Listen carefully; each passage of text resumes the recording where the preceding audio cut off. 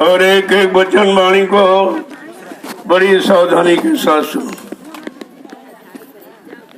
सत्संग हमेशा आमने सामने रूबरू फेस टू फेस बैठ के सुनना चाहिए, क्योंकि सत्संग वचनों का असर प्रभाव सीधे मन पे पड़ता है। तब ये मन अपने गुनाहों को कबूल करता है कि मैंने कितना अच्छा किया, कितना बुरा किया, कितना पाप किया, कितना पुण्य किया, कितना शुभ किया, कितना अशुभ किया। वैसे शैतान मन किसी से मानने वाला नहीं है। इसने बड़े बड़े ऋषि मुनियों को, योगियों को, महर्षियों को, ब्रह्मचारियों को धराशायी कर दिया। ऐसा ये शैतान मन हमारे सबके मनुष्य मंदिर में रह रहा है। न हमने आपने आज तक इसको निकाल पाया है, न इस पर कंट्रोल नियंत्रण ही कर पाया। और ये जब जैसा चाहता है हमारे आप को, शरीर को साथ में लेकर काम की इच्छा हुई तो काम की इच्छा को पूरी करा लिया, क्रोध की इच्छा हुई तो क्रोध की इच्छा को पूरी करा लिया, लोभ मोह अहंकार की इच्छा हुई तो लोभ मोह अहंकार को पूरा करा। और हम आप इसका कुछ नहीं कर सकते। आपके अंदर बैठा हुआ है। कभी आपने इसके बारे में सोच पाया? कहते पड़ोसी खराब है, ये खराब है, वो खराब है, ये अच्छा नहीं, वो अच्छा नहीं। कभी ये नहीं कहते कि हमारा मन ही खराब है। ये खराबी क्यों देखता है? ये अच्छा क्यों नहीं सोचता है? अच्छे करने की प्रेरणा क्यों नहीं देता? अगर अपने मन पर विचार करने लगो तो कबीर साहब ने क्या कहा? बुरा जो देखन में चला, बुरा नहीं दिखा कोई, जब दिल खोजा अपना तो मुझसे बुरा न कोई। अगर अपने अंदर हम लोग खोजने लगे, अपने अंदर परख पहचान निरख करने लगे, तो दूसरों की बुराई देखना अवसर ही कहाँ है? दूसरों की निंदा चुगली बुराई करने का अवसर कहाँ है? कि वो हम सबसे खराब है। अपनी खराबी अगर इंसान देख ले तो दुनिया की खराबी को तुम जान जाओगे, क्योंकि यही मन सबके अंदर है और सबका मन यही काम कर रहा है। क्योंकि कलयुग है। कलयुग में तो ये होना, जब सतयुग त्रेता द्वापर में ऋषि मुनि योगी महर्षि अवतारी शक्तियां ब्रह्मचारी नहीं बच पाए, तो कलयुग का हम सब गंदे जीव भोगी विलासी कैसे बचेंगे? इन सबको बचाने के लिए समृद्ध दाता दयाल सदगुरु जी आए। देखो, सदगुरु समय का एक ही होता है, दो चार नहीं होते। सदगुरु एक, गुरु बहुत तेरे। संसार में सदगुरु एक है और गुरु बहुत है। इसीलिए गुरुओं की पहचान के लिए हमें आपको महापुरुषों ने जानकारी दी। प्रथम गुरु पिता और माता जो है रक्त बीज के दाता। दूसर गुरु भई वो दाई जो गर्भवास की मैल छुड़ाई। तीसर गुरु नाम जो धारा, ले ले नौ जो गाँव पुकारा। चौथा गुरु जो शिक्षा दीना, तब संसारी मारक कीनिया। पांचवा गुरु जो दीक्षा दीना, राम नाम का सुमरन कीना। छठवां गुरु भरम सब तारा, ओंकार से नाता जोड़ा। लेकिन सतवां सदगुरु और शब्द लखाया और जहां गजीव तहां पहुंचाया। ये सदगुरु का काम। और ये मृत्यु लोग मंडल में गुरु नहीं कर सकता, सदगुरु करता। हम लोग कितने बड़े भाग्यशाली हैं कि समय का सदगुरु मिला, लेकिन उनको जाना माना पहचाना नहीं, उनके वचनों को संभाल के रखा नहीं। तो ये सब संग का संदेह बोल ब्रह्मचर्य और सदगुरु का दरबार ही छोड़ दिया। जब दरबार छोड़ दोगे, उस दर को छोड़ोगे, अन्यथा तुम्हारी कदर कहीं नहीं होगी। क्योंकि दरबार में सच्चे सदगुरु के दुख दर्द मिटाए जाते हैं। दुनिया के सताए लोग जहां सीने से लगाए जाते हैं। यह है सदगुरु का सच्चा दरबार। लाइट नहीं आ रहा। आपको ये समझना चाहिए। अपने अपने समय में कितने सदगुरु, कबीर साहब समय के सदगुरु थे। जैसे कोई अधिकारी कर्मचारी रिटायर हो जाए तो नाम तो उसका वो ही लेते रहोगे जीवन में जब देखोगे। ये डीएम साहब है, डीएम साहब है, लेकिन वो तुम्हारा काम नहीं कर सकते क्योंकि उनका कार्यकाल समाप्त हो चुका है। इसी तरह से जीवात्माओं के कल्याण के लिए इस मृत्यु लोक मंडल में, इस कलयुग में, जिसका लगभग 750 वर्ष पूरे होने जा रहे, सर्वप्रथम कबीर साहब आए थे। उन्हीं से संत मत चला और उन्हीं से ये महिमा जानकारी मिली संतों की कि संत किसे कहते, क्योंकि संतों की महिमा यहाँ नहीं है। यहाँ ऋषि मुनि योगी महर्षियों की, जिन्होंने शारीरिक इंद्रियों की साधना की लेकिन आत्मा की साधना नहीं किया। शरीर इंद्रियों की साधना की, पूजा करो, पाठ करो, तीर्थ करो, व्रत करो, हवन जब तबीयत, गंगा स्नान, ये आपको सिखाया गया। किसके लिए? तन मन की शुद्धता के लिए।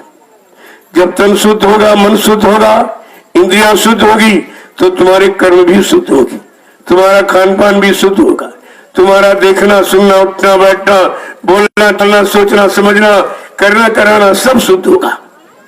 इसलिए ये पिछले युगों में ये आपको सिखाया गया शरीर इंद्रियों वाला कर्म। लेकिन कलयुग में जब संत पधारे, उन्होंने जीवात्मा के उद्धार की बात की है। तो जब पूजा पाठ तीर्थ व्रत करोगे, यानी शरीर इंद्रियों से करोगे तो शरीर इंद्रियों को लाभ मिलेगा, और आत्मा से करोगे तो आत्मा को लाभ मिलेगा। तो सीधी बात है। जो शरीर इंद्रियों से पूजा पाठ तीर्थ व्रत दान हवन जब गंगा स्नान किया, वो भी आपने उसके बारे में समझा नहीं। ये तन मन की शुद्धता के लिए था। तो कहा जो पूजा पाठ करो क्या मिलेगा? मन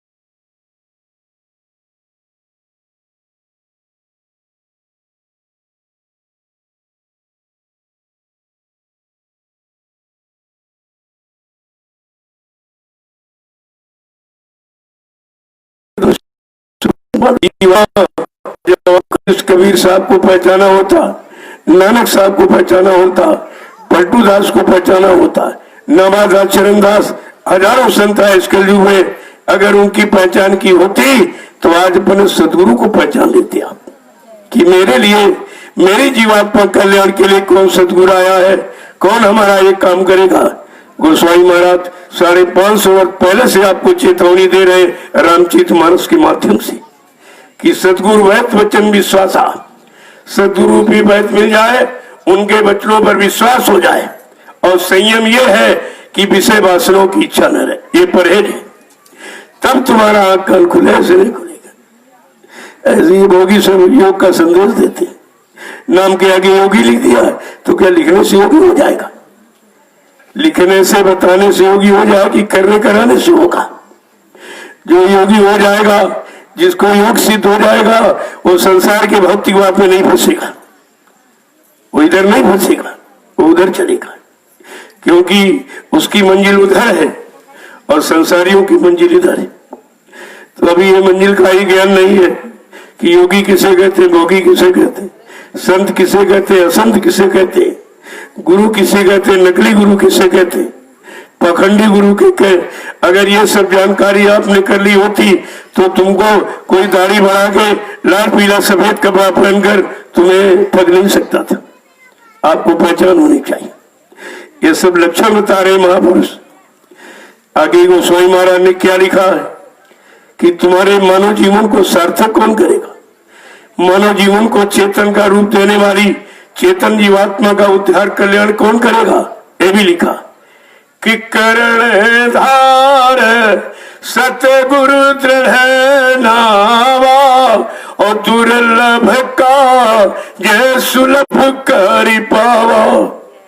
जिन्होंने अपने जीवन का मार्गदर्शक पथ प्रदर्शक डायरेक्टर सदगुरु को बनाया है, उनका ये काम सहज में हो जाएगा। वो मानव जीवन का सुधार और जीवात्मा का उद्धार दोनों काम करने आते हैं और दोनों काम कर रहे हैं। दोनों की आवाज लगाई गई लेकिन आपने समझ नहीं पाया क्योंकि हम आप टेकी बन गए और टेका टेकी में कोई काम नहीं होगा। हमें आपको समय के सदगुरु की तलाश करनी चाहिए। गोस्वामी जी महाराज ने हम सब कलयुग के कमजोर अल्पायु अल्पज्ञ जीवों के लिए यानी रामचरितमानस लिखा, लेकिन लोगों ने उसको केवल मनोरंजन का साधन बनाया। केवल मतलब पढ़ना पढ़ाना, प्रवचन भाषण, उससे दान दक्षिणा रुपया पैसा वसूल करना।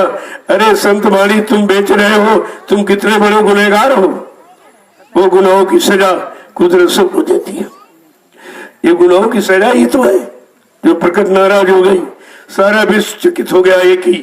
एक ही चुटकुले में सारा विश्व सब फेल हो गए। और बाबा जी गुरुदेव जी महाराज ने कितने पहले कहा था कि बच्चा अणुबम परमाणु तो कुछ नहीं, जब प्रकृति कीटाणु बम छोड़ेगी सारा विश्व तबाह हो जाएगा और तुम्हारे किसी के पास उसका कोई समाधान नहीं होगा। कितना बड़ा ज्ञानी हो, विज्ञानी हो, धनवान बलवान बुद्धिमान हो, लेकिन प्राकृतिक प्रकोप को नहीं समझ सकता है और प्रकृति जो नाराज हो गई उसको कोई खुश नहीं कर सकता।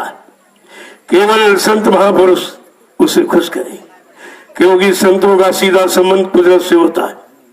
जब लोग उनकी वचनों को नहीं मानते हैं, उनकी सीख रीति को नहीं मानते हैं, तो वो अपना चार्ज कुदरत को दे देते, क्योंकि वो दयाल देश से आए।